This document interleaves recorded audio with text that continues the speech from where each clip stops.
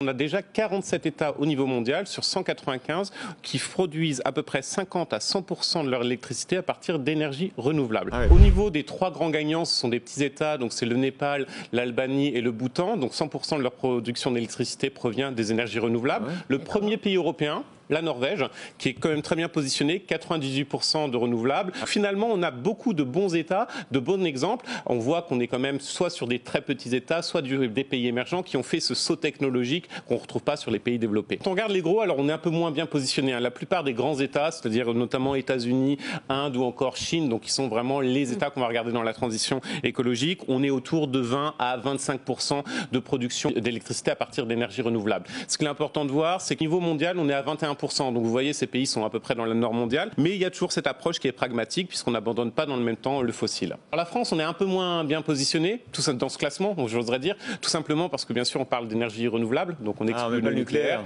Ouais. Et donc le mix nucléaire, c'est 40% pour nous, donc automatiquement la France est plutôt en bas du classement. Le point qui est important, c'est quand même de voir qu'il y a une approche qui est très sur les renouvelables, alors que la réalité, c'est que bien sûr qu'on peut parier sur le nucléaire. Le nucléaire, aujourd'hui, vous avez à peu près 60 projets de réacteurs nucléaires au niveau mondial qui sont opérationnels. Ça, donc l'uranium et la demande dans l'énergie nucléaire, c'est aussi une alternative, ou en tout cas plutôt une énergie qui va être en parallèle du renouvelable.